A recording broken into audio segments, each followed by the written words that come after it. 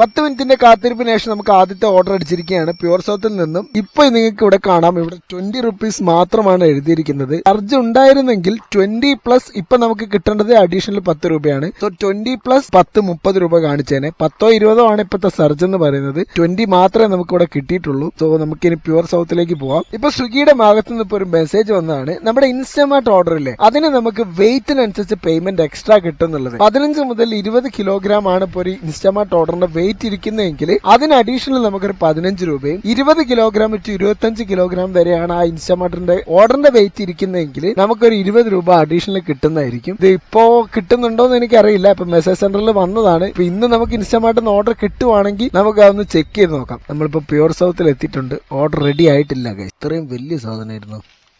9866. അങ്ങനെ നമുക്ക് ഫസ്റ്റത്തെ ഓർഡർ ഐശ്വര്യമായി പിക്കപ്പ് കൊടുത്തിട്ടുണ്ട്.